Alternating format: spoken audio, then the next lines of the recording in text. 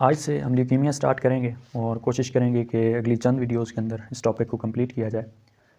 तो first of all अगर इस हवाले से बात की जाए तो इसमें होता क्या है कि जो आपके वाइट ब्लड सेल्स हैं उनकी एबनॉर्मल प्रोडक्शन स्टार्ट होती है और उसकी वजह से फिर उसके साथ साथ आरबीसीज़ और प्लेटलेट्स उनकी भी प्रोडक्शन इम्पेयर हो जाती है। फ़र्स्ट ऑफ़ ऑल आपको ये पता होना चाहिए कि हमारे ब्लड के अंदर जो नॉर्मल वाइट ब्लड सेल्स हैं वो कितने होते हैं। तो वो तकरीबन 5 से 10,000 पर माइक्रोलीटर इनकी एक नॉर्मल मिकदार होती है। तो अब अगर इससे कम या ज़्यादा होंगे तो वाज़ेह है वो एक डिजीज़ कंडीशन होगी। अगर नॉर्मल हैं तो वो नॉर्मली बॉडी के अंदर मौजूद हैं। कोई भी इन्फेक्शन वगैरह होता है तो आपको पता है कि वाइट ब्लड सेल्स उसमें अपना रोल प्ले करते हैं, उस इन्फेक्शन से फ़ाइट करते हैं। लेकिन अगर उससे कम ज़्यादा होंगे तो फिर कोई ना कोई डिज़ीज़ होने का चांस होगा, जो हम आगे डिस्कस भी करेंगे जब हम एक्यूट ल्यूकीमिया और क्रॉनिक ल्यूकीमिया और उसके साथ साथ जो उनके रिलेटेड डिजीज़ हैं उनको भी डिस्कस करेंगे। लेकिन इस वीडियो के अंदर हम जनरल जो कुछ टर्म्स हैं इस टॉपिक में इस्तेमाल होंगी उनका आपको आइडिया होना चाहिए, उन पर बात करेंगे। फ़र्स्ट ऑफ़ ऑल 2 टर्म्स आपने याद रखनी है। एक पेनिया टर्म इस्तेमाल होती है, एक साइटोसिस। पेनिया का मतलब होता है कि जो एक नॉर्मल काउंट है उससे तादाद का कम होना।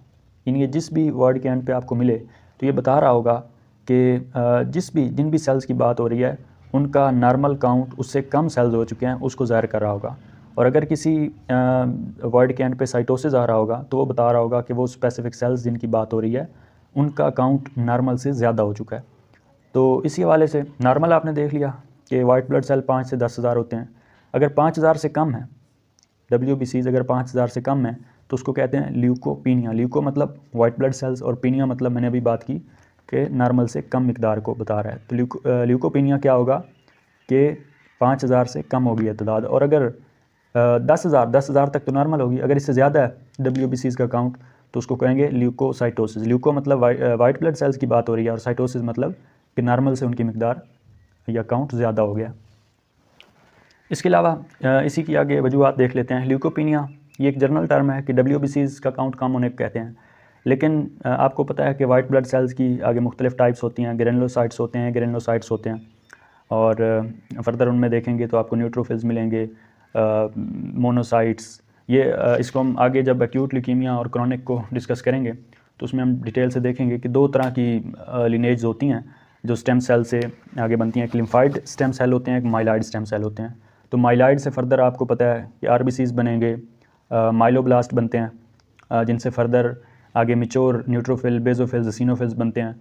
और मोनोब्लास्ट ये माइलॉइड स्टेम सेल से बनते हैं, फिर उनसे मोनोसाइट, मेगा कैरियोब्लास्ट, उनसे आगे मेगा कैरियोसाइट्स। इस तरह से लिम्फाइड स्टेम सेल से लिम्फोब्लास्ट बनते हैं, बी और टी लिम्फोब्लास्ट, वो आगे मिच्योर होकर बी और टी लिम्फोसाइट्स के अंदर कन्वर्ट होते हैं। तो ये चीज़ हम आगे नेक्स्ट वीडियो के अंदर जब हम क्रॉनिक ल्यूकीमियाज़ को और एक्यूट ल्यूकीमियाज़ को डिस्कस करेंगे तो उसमें डिटेल से देखेंगे। लेकिन ये जो आप स्केच देख रहे हैं ये आपके जहन में होना चाहिए।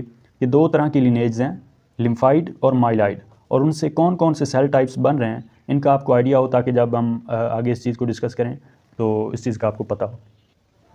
फ़िलहाल हम जनरल बात करेंगे, इन टर्म्स के हवाले से बात कर रहे थे। तो ल्यूकोपीनिया का मतलब हो गया WBCs का कम होना, और उसमें अगर न्यूट्रोपीनिया आपको मिल जाए तो उसी वाइट ब्लड सेल्स की किस्म है न्यूट्रोफिल्स, तो अगर वो कम हो गए हैं तो उसको न्यूट्रोपीनिया कहेंगे। उसकी क्या वजूहत हो सकती हैं?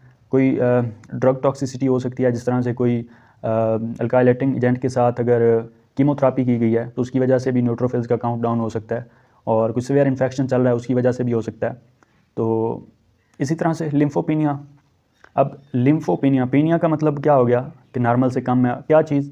लिम्फोपीनिया, यानी कि लिम्फोसाइट्स का जो काउंट है वो नॉर्मल से कम हो चुका है, तो इस चीज़ को लिम्फोपीनिया। इसकी क्या वजूहत हो सकती हैं? इसकी वजह ऑटो इम्यून डिस्ट्रक्शन, कोई ऑटो इम्यून डिजीज़ चल रही है जिस तरह से सिस्टमेटिक ल्यूपस एरिथेमेटोसिस है या कोई और ऑटो इम्यून डिजीज़ है, उसकी वजह से हो सकता है।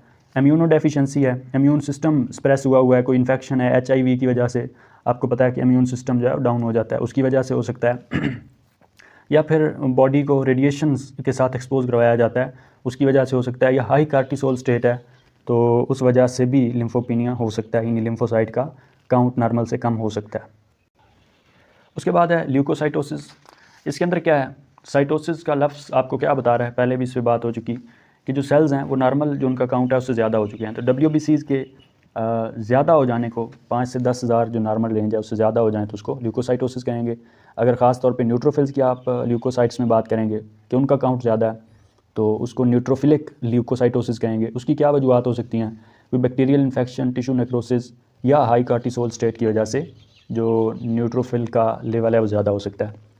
मोनोसाइटोसिस एंड पे साइटोसिस है और मोनोसाइटोसिस मोनोसाइट्स का ज़्यादा हो जाना। इसकी क्या वजूहत हो सकती हैं? क्रोनिक इन्फ्लेमेटरी स्टेट, कोई क्रोनिक डिजीज़ या इन्फेक्शन चल रहा है उसकी वजह से, या मेलिग्नेंसी जिस तरह से ल्यूकीमिया के अंदर हम डिस्कस करेंगे, तो इस स्टेट में भी मोनोसाइट्स का लेवल ज़्यादा हो सकता है। और ईओसिनोफिलिया, ईओसिनोफिल्स का लेवल को ज़्यादा होने के। अच्छा, ये एक दो टर्म्स जो हैं ये थोड़ी मुख्तलिफ हैं। जिस तरह से ऊपर मैंने जनरल बात की थी कि मेन आपको जहाँ पे भी साइटोसिस का लफ्ज़ मिलेगा तो वो बता रहा होगा कि आपका जो सेल्स हैं वो नॉर्मल से ज़्यादा हैं। लेकिन ये जो दो चीज़ें हैं ईओसिनोफिल्स और बेजोफिल्स, ये अगर नॉर्मल से ज़्यादा होते हैं तो इनके एंड पे आपको साइटोसिस का लफ्ज़ नहीं मिलेगा बल्कि फिलिया का लफ्ज़ मिलेगा। यानी ईओसिनोफिल्स का लेवल ज़्यादा होने को ईओसिनोफिलिया कहते हैं और बेजोफिल्स का अगर लेवल नॉर्मल से ज़्यादा है तो उसको बेजोफिलिया कहते हैं। इनकी वजूहत लिखी हुई हैं। ईओसिनोफिलिया किसी पैरासाइटिक इन्फेक्शन की वजह से हो सकता है, ये आपने याद रखना है। ये बाज़ दफ़ा MCQs में पूछा जाता है कि कोई पैरासाइटिक इन्फेक्शन चल रहा है तो उस केस में आपको कौन से सेल्स ज़्यादा मिलेंगे, तो ईओसिनोफिलिया आपको ईओसिनोफिल्स की तादाद ज़्यादा मिलेगी। हॉजकिन लिम्फोमा भी हो सकता है, type 1 hyper sensitivity allergic reaction, वो भी ईओसिनोफिलिया की वजह हो सकता है। बेजोफिलिया, बेजोफिल्स का लेवल ज़्यादा, और इसकी क्या वजूहत हैं ये आगे जब हम ल्यूकीमिया को डिस्कस करेंगे तो क्रोनिक माइलॉइड ल्यूकीमिया, तो वो उसकी वजह से इनका लेवल ज़्यादा हो सकता है। तो ये तमाम जो ऊपर आपने देखे न्यूट्रोफिल्स, मोनोसाइट्स, ईओसिनोफिलिया, ये सारे माइलॉइड स्टेम उससे बन रहे थे ये तमाम के तमाम। इसके अलावा लिम्फाइड स्टेम सेल से जो बनते हैं वो बी और टी लिम्फोसाइट्स, या पहले लिम्फोब्लास्ट होते हैं फिर उनसे लिम्फोसाइट्स, ये आगे डिस्कस कर लेंगे हम। लेकिन यहाँ पे अब आगे आपके सामने लिम्फोसिटिक ल्यूकोसाइटोसिस है। अब ये क्या लफ्ज़ आपको बता रहा है? एक तो ल्यूकोसाइटोसिस, ये आपको बता रहा है कि WBCs का जो लेवल है वो ज़्यादा हुआ है। और लिम्फोसिटिक ल्यूकोसाइटोसिस इसलिए कहते हैं क्योंकि इसमें लिम्फोसाइट्स भी इन्वॉल्व होते हैं। लिम्फोसाइट्स से मुराद आपके जो लिम्फाइड स्टेम सेल से बी या टी लिम्फोसाइट्स बनते हैं वो भी इसमें ज़्यादा। मेन इसमें क्या होता है कि पहले लिम्फोसाइट्स का लेवल ज़्यादा होता है और फिर उनका हाइपरप्लेजिया होने की वजह से या उनका रिस्पांस जब वो करते हैं तो उसके नतीजे में WBCs का लेवल भी ज़्यादा हो जाता है। तो इसकी वजूहत में कोई वायरल इन्फेक्शन है या बॉर्डिटेला परटूसिस इन्फेक्शन, या फिर हम एक और डिजीज़ को यहाँ पे डिस्कस करेंगे इन्फेक्शियस मोनोन्यूक्लियोसिस, उसके अंदर भी लिम्फोसिटिक ल्यूकोसाइटोसिस होती है, यानी कि WBCs का लेवल ज़्यादा होता है। लेकिन किस वजह से होता है? सबसे पहले T सेल ज़्यादा होते हैं, या अभी हम डिटेल से आगे देखते हैं। इसमें सबसे पहले ये होता है कि ये जो डिज़ीज़ है इन्फेक्शियस मोनोन्यूक्लियोसिस, इसमें इसकी जो मेन वजह है वो एप्स्टेन बार वायरस होता है। ABV वायरस ये जब अटैक करता है बॉडी पे तो इसकी वजह से ये लिम्फोसिटिक ल्यूकोसाइटोसिस करवाता है और इसमें आपको रिएक्टिव CD8 T सेल्स भी मिलते हैं। तो अब ये होता किस तरह से है? सबसे पहले ये सलाइवा के ज़रिए से ट्रांसमिट होता है पेशेंट के अंदर, और प्राइमरीली ये जिन ऑर्गन्स को इफ़ेक्ट करता है, ओरोफेरिंक्स को कर सकता है जिसकी वजह से फ्रेंजाइटिस हो सकता है, लिवर को इन्फेक्ट कर सकता है उसकी वजह से हेपेटोमेगली हो सकती है, इसके अलावा B सेल्स को भी इन्फेक्ट कर सकता है।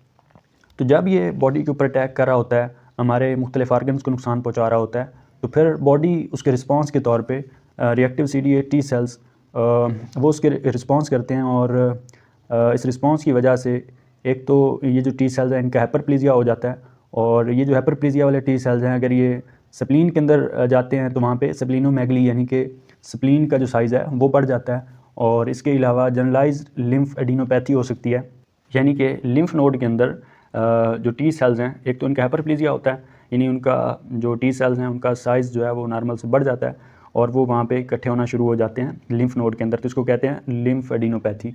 तो ये मुख्तलिफ चीज़ें हो सकती हैं। और इसके अलावा क्या होता है कि WBCs का काउंट वो भी ज़्यादा हो जाता है। तो आपने देखा कि जब उसने अटैक किया मुख्तलिफ आर्गन्स पे, तो एक तो CD8 T सेल्स यानी कि ये लिम्फोसाइट्स जो हैं इनका हाइपरप्लेजिया भी हुआ और इनका जो है वो काउंट भी ज़्यादा हुआ, और इसके साथ साथ इन्होंने WBCs का काउंट भी ज़्यादा कर दिया।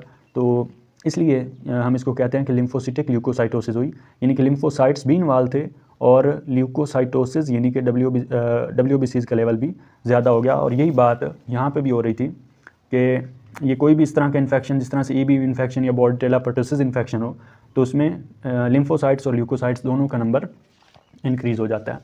और इसके अलावा ये जो डिज़ीज़ हम देख रहे थे इन्फेक्शियस मोनोन्यूक्लियोसिस, ये किस तरह से होती है और इसका रिज़ल्ट क्या होता है ये आपने देख लिया। इसका किस तरह से डायग्नोज कर सकते हैं, मोनोस्पॉट टेस्ट होता है जिसमें IgM एंटीबॉडीज़ को डिटेक्ट किया जाता है। इसमें होता ही है कि एंटीबॉडीज़ को क्रॉस रिएक्ट करवाया जाता है शीप या हॉर्स की जो RBCs हैं उनके साथ, और इस तरह से IgM एंटीबॉडीज़ को डिटेक्ट किया जाता है। और दूसरा ये मेथड होता है कि सीरोलॉजिकल टेस्टिंग की जाती है, यानी कि सीरम को लेके उसके ज़रिए से उसके अंदर से जो एब्स्टेन बार वायरस है उसकी कैप्सिड एंटीजन उसको डिटेक्ट करके ये डिज़ीज़ है या नहीं इसका पता लगाया जा सकता है।